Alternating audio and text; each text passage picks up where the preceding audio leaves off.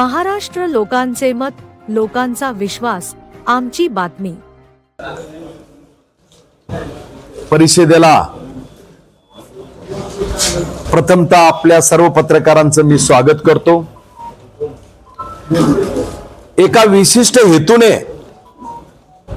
आज ही पत्रकार परिषद मी आमदार झाल्यानंतर प्रथमतःच प्राधान्यानं एका मोठ्या चांगल्या आणि पवित्र कामाच्या शुभारंभासाठी ही पत्रकार परिषद बोलवली। माझे मित्र आणि भारतीय जनता पार्टीचे शहर जिल्हा अध्यक्ष सन्माननीय किशोरभाऊ शितोळे यांनाही या पत्रकार परिषदेमध्ये मी आवर्जून निमंत्रित केलं।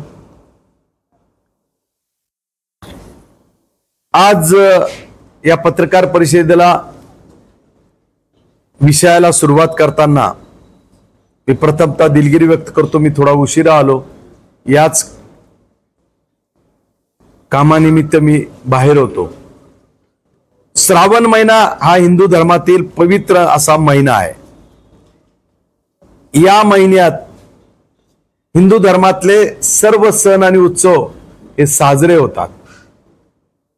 निश्चितच या महिन्याची महिमा हिंदू धर्मामध्ये फार आगळी वेगळी आहे, त्यात मी जास्त जात नाही।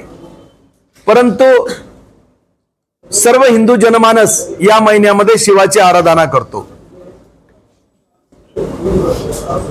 आणि पौराणिक एक ऐतिहासिक महत्व या महिन्याला असल्यामुळं आणि या शिव आराधनेच्या या महिन्यात सर्व जण पवित्र दृष्टिकोनातून आपले आपले सण आपल्या आपल्या सर्व शुभ गोष्टी या महिन्यात करतात। आणि म्हणूनच ही एक पौराणिक असा देश आहे। हिंदू संस्कृतीने चांगल्या पद्धतीने या संस्कृतीत मडलेला हा देश आणि त्याच्यामुळं ज्या ज्या वेळेसही मोठे मोठे युद्ध झाले त्या त्यावेळेसही हर हर महादेवाचा गजर झाला युद्ध सुरू होताना। आणि त्यामुळेच हिंदूंची शिव हे एक ही हिंदू मधली एक शक्ती आहे आणि त्यामुळं आम्ही सर्व नवयुवकांमध्ये एक हिंदू धर्मामधलं एक उत्सव या दृष्टिकोनातून शिव आराधनेसाठी कावड यात्रेचं आयोजन मी सर्व हिंदू संघटनेमधल्या वेगवेगळ्या संघटनेमधल्या सगळ्या युवकांना एकत्र करून जवळपास 8 ते 10,000 युवक उद्या आपल्याला या यात्रेत दिसतील।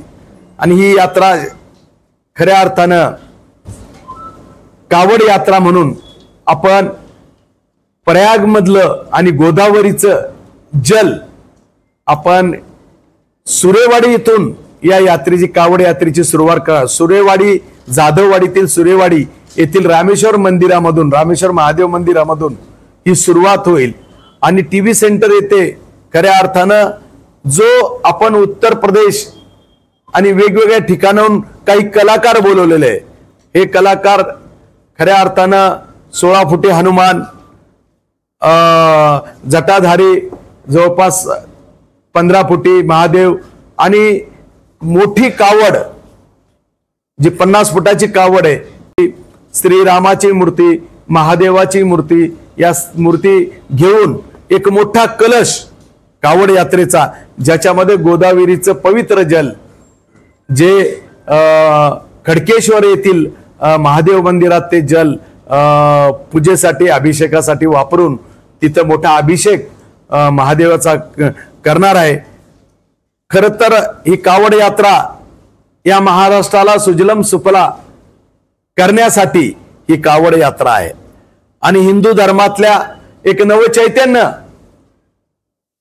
युवकांच्या माध्यमातून या महाराष्ट्रात निर्माण व्हावं, छत्रपती संभाजीनगर मधून मराठवाड्यात हा मेसेज जावा हिंदू संस्कृतीचा, म्हणून हा जल्लोष करत या भागातील शेतकरी समृद्ध व्हावा, या भागातील खऱ्या अर्थानं महाराष्ट्रातील प्रत्येक घटक, मग तो कामगार असो, दीन दलित उपेक्षित असो, या महाराष्ट्राच्या परिवर्तनामध्ये त्याला लाभ मिळावा या भूमिकेतून खऱ्या अर्थाने ही कावड यात्रा आहे. आणि ही कावड यात्रा शिव आराधना या महाराष्ट्राच्या समृद्धीसाठी आहे. आणि म्हणून या शिवयात्रेला आपल्याला निमंत्रित करतोय. ही शिवयात्रेची टीव्ही सेंटर येथे पूजा होणार आहे या कावड यात्रेची. आणि ही कावड यात्रेची पूजा इथले जे ख्यातनाम पूजनीय हरिभक्त पारायण रामगिरी महाराज यांच्या हस्ते ही पूजा होणार आहे. आणि आवर्जून ते येणार आहे.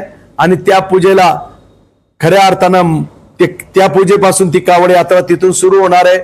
तांडव नृत्य रस्त्यामध्ये वेगवेगळे महादेवाचे नृत्य हे आपल्याला तिथे पाहायला मिळतील. एक चांगलं आकर्षण या कावड यात्रेमध्ये आपल्याला दिसेल, जे आजपर्यंत छत्रपती संभाजीनगरमध्ये झाले नसेल कावड यात्रेच्या मार्फत. ते कावड यात्रेमध्ये आपल्याला प्रमुख आकर्षण दिसणार आहे. आणि म्हणून आवर्जून हे आपण बघावं असं मला तरी वाटतं.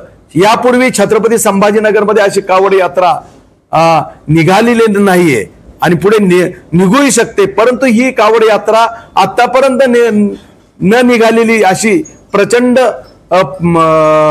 मोठ्या समुदायानं 8 ते 1000 युवक म्हणतो मी, महिला यात सहभागी राहतील. निश्चितपणे ते जे प्रमुख आकर्षण आहे ते आता मी वर्णन करण्यापेक्षा आपण तिथं ते अनुभवावे, म्हणजे जेणेकरून तुम्हाला कळेल की खऱ्या अर्थानं हिंदू धर्माची संस्कृतीची महंती आपल्यापर्यंत जाईल. आणि याच्यामध्ये सर्व हिंदू संघटना या आजच्या श्रावण महिन्याचा खऱ्या अर्थानं कावड यात्रेचा लाभ घेणार आहे. आणि प्रत्येक जण आपल्या पद्धतीनं त्या कावड यात्रेमध्ये सामील होणार आहे. बऱ्याच संघटना आपले स्लोगन घेऊन त्याच्यात एकत्र होत आहे.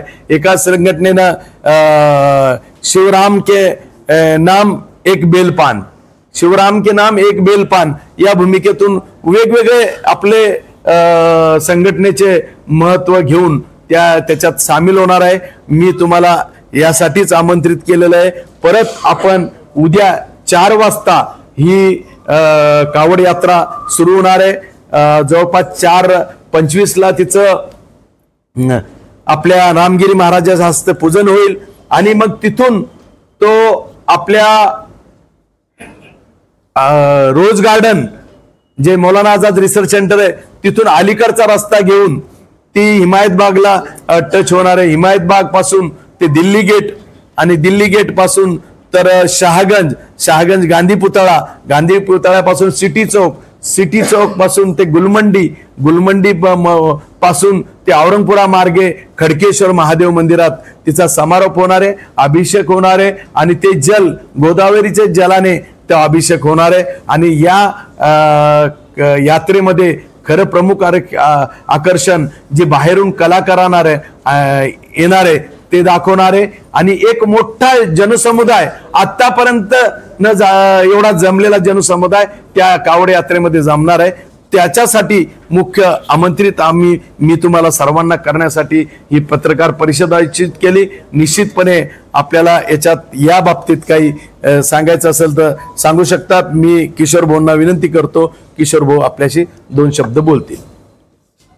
पुढाकाराने ही यात्रा होती हिंदूंचा आणि अनेक युवक अतिशय श्रद्धेने हे गोदावरीचं पाणी असेल, वेगवेगळ्या नद्यांचं पाणी असेल ते घेऊन जाऊन आपापल्या गावांमध्ये महादेवाला अभिषेक करण्याची आपली परंपरा आहे.